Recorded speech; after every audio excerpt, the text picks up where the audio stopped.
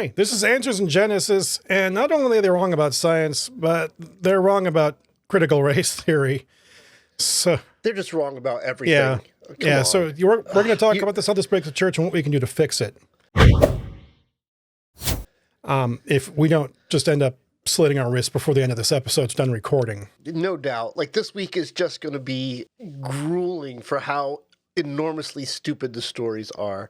But yeah, I told you before we started recording, like, when you start off with Answers in Genesis in the first 10 words, like, you're raising my blood pressure before the conversation even begins. Yeah, I know. It's like, I wouldn't pay them any mind if it weren't for the fact that we do this show, because just they're so absurd. And like, their attempts at doing science are so bad. It's utterly ridiculous. But then, like, Ken Ham, the man who founded Answers in Genesis, just was not content to be bad at science and to be completely incompetent with science. He needs to be incompetent about critical race theory as well.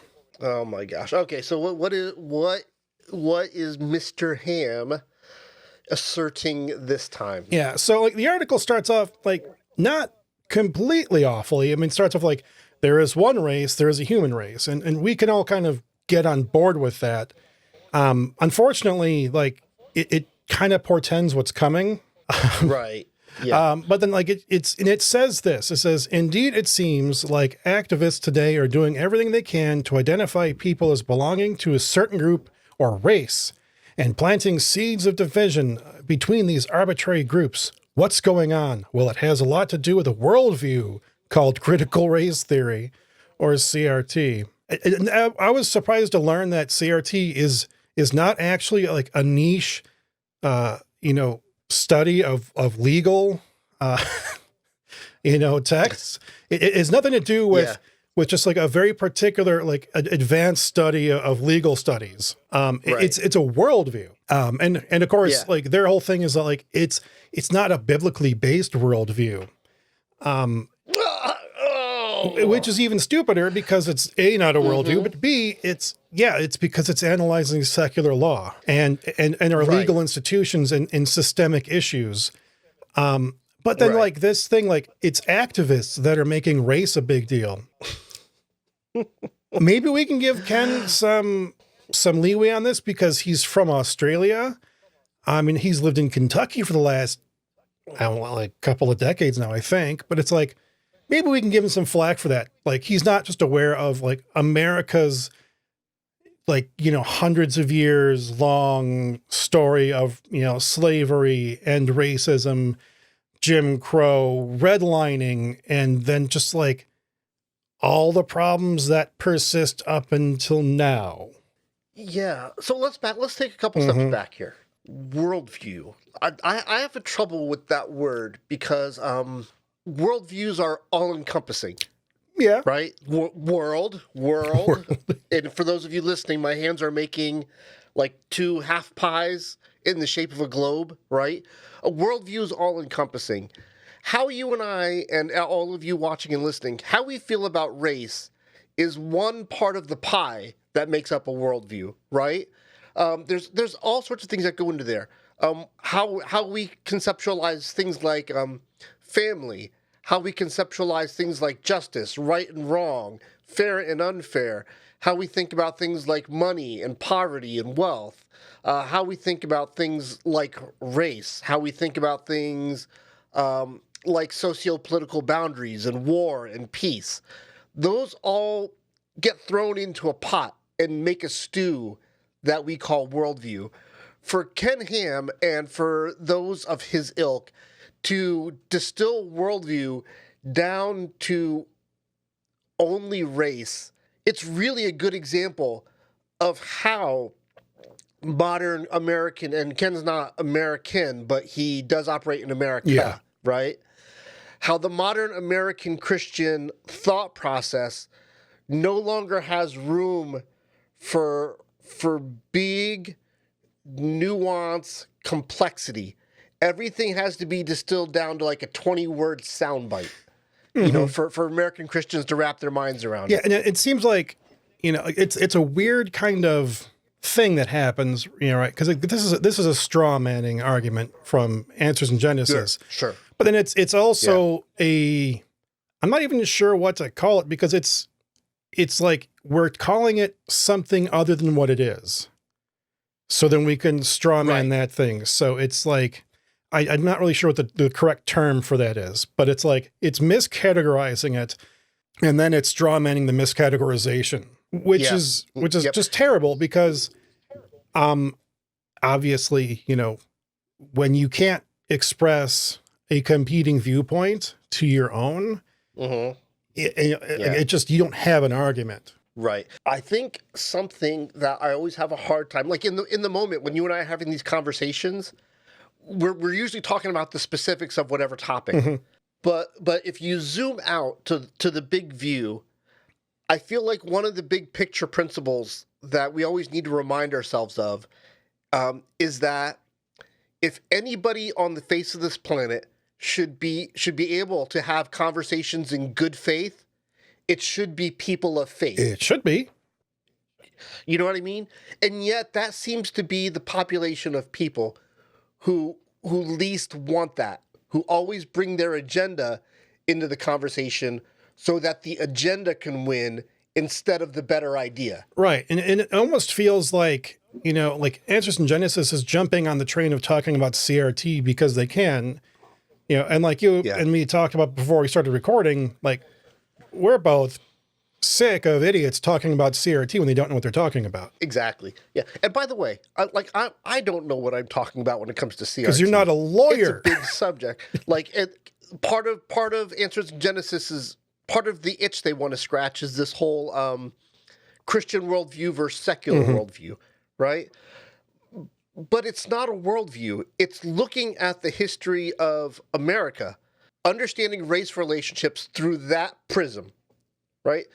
And so, like, I took a couple of semesters, like, in high school, right? We all took U.S. history, so I have the most shallow understanding of race relationships, especially being Asian. Like, understanding the race relationships between white and black is a whole other thing than understanding the Asian experience, right? It's a whole different thing. For people who do nothing more than a couple hour of Google to pretend that they have the same understanding as people who spend their lives in the pursuit of understanding the truth of the complexity of systematic racism in America, that just, like, infuriate is too mild a word. I literally want to take everybody that passes themselves as armchair experts and just, like, I want to create a rule that says you are only allowed to talk about the thing that you are an expert in. Otherwise, everything that you say needs to be preceded with, this is just my opinion. Yeah. You can cite your sources, which we would encourage, It's like, it's never wrong to say, okay, well, according to such and such, blah, but, like, this is just disastrous. I mean, it's like, it's something that does bad science doing bad law, and this makes it even worse. And then, like, this article, for as bad as it is, I mean, it gets just terrible here. Like, tone deaf is not strong enough word, but it says this. It says CRT has an emphasis on judging people by their outside appearances, but the Bible teaches us to not judge by appearances, but judge with right judgment. And so it's like, CRT is a response to systemic racism from a country that has a history of racism toward a particular group of people. And so CRT is coming up with is innovating this judging by appearances thing. It wasn't like, making people sit in the back of the bus or having their own drinking fountains or just not allowing them into your restaurants, your cafes. None of that has to do anything with it. And it's like, judge with the right judgment. It's like, well, if you're using right judgment, like, you would understand that, using racial categories, as much as we can say there is one race, the human race, and that's a great sentiment, if every human being lived up to that, but they don't. Hey, by the way, go into your modern church, any church, especially the mega churches in America, but go into any church in America and on a Sunday morning, and see how many dirty, filthy, unkept homeless people you see hanging out, having a cup of coffee with the parishioners, having a conversation with the pastor about theology. You don't see any. because the American church is one of the last standing organizations on earth that still has like that exclusive club membership vibe to it, you know? And they even charge you money, just like some exclusive club would be, you know? They just call it an offering. Do you not listen to your own words when you decide? I'm assuming that this is not like a verbal interview, that he actually wrote. Yeah, this is just a written piece. So it's like, you know, he would have had to have read his own words, I guess, at some point. Right. Like you would think, like when you write this, the CRT has an emphasis on judging people by their outside appearances. You'd think when you write that down, you would ask yourself the question, can I think of any examples of when the church judged people by their outward appearances? Oh yeah, you know, never, not one. But you know, and that kind of goes to like, how does this break the church? And you know, one of those statements, like we all know, it's like an open secret in Christianity, is that Sunday is an extremely segregated hour. You know, as the church, we don't have like a really good place to like authoritatively stand up and say anything about race.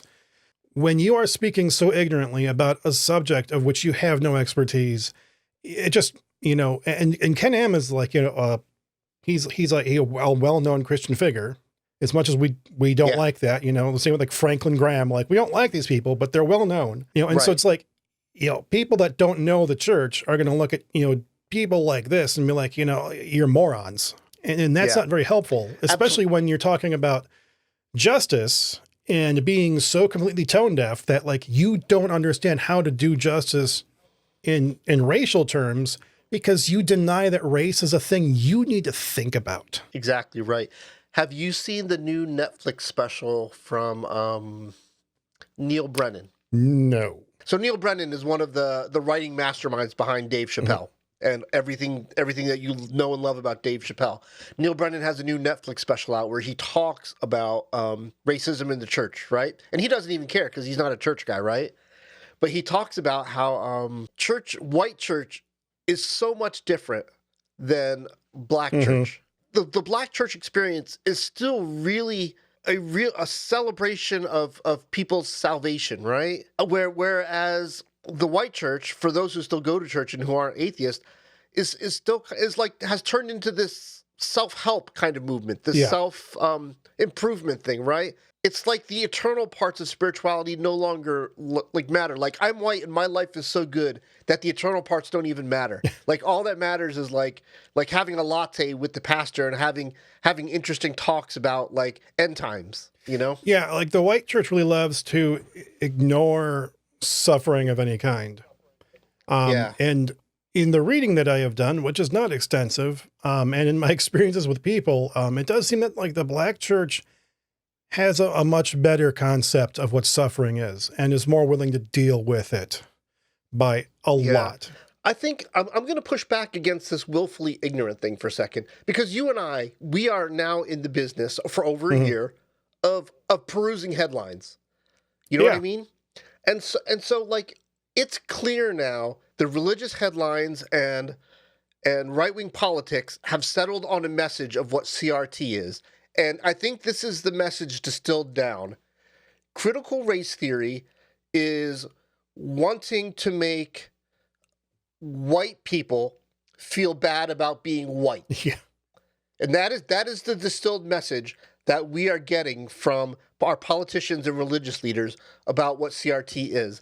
And nothing could be further from the truth about what CRT is. That is such a distortion of what well-meaning people are trying to accomplish through their study of CRT. Right. And, you know, and that just really kind of takes me like how, you know, what I would at least think we need to start doing to fix it is that, you know, if the only place you've ever heard about CRT is from like some horrible news channel that's heavily biased into, you know, into your particular point of view, or, you know, people like Ken Ham, it's like, look, we as Christians should know what CRT is.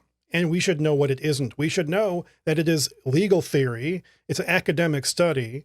And it is not a worldview. You know, it's like, but more than that, it's like, you know, we need to have our sources be like scholars, like who are the people actually doing critical race theory? Like, there are books that will introduce people to what critical race theory is. Even if all you're going to do is you're just going to like go to like to the NAACP, they have a, what is it, like the Legal Defense Fund? That website has a definition of CRT on it right there for you. It's very simple, it's very straightforward, it's very basic. But you should at least know what it is and stop, fighting some goofy culture war issue over it. And then, and Ken Ham just kind of, he does a racism in this article by, basically saying, oh, we should be like, using colorblind language. I don't see. Yeah, color. It's like, and that crap has to stop. Because there are a lot of problems with colorblind language. I'm going to quote, and I hate Oprah like so much, but this comes from an article on her website, on the oprahdaily.com. But it's a nice article. It's very short, to the point. It's an easy read, but it's very clear. But it says two things that I think are like all Christians need to be aware of. It's like the idea of a colorblind society, while well-intentioned, leaves people without the language to discuss race and examine their own biases. So that's the first problem. Second issue is that colorblindness relies on the concept that race-based differences don't matter and ignores the realities of systemic racism.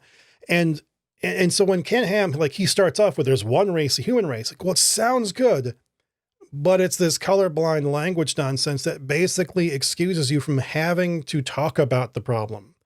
Because there's this belief that some people have that, like, if you just stop talking about race, racism will go away. Because, white supremacists will just poof out of existence magically. It's obscene. Like, we as a church cannot stand for that. Absolutely. I was about to go off on a tangent, but I actually think we need to land this plane. So you are absolutely right. We need to educate ourselves on what CRT is and what it isn't. We need to rid of the church of colorblind language. That is so incredibly good. And I just wanted to say this last thing, and not to get the last word in, but so hopefully this is not the last word. But I just want to remind people to read your Bibles. Okay, I shouldn't have to say this to Christ followers, but I want you to read your Bibles, and I want you to go back to the story of the sons in Abraham.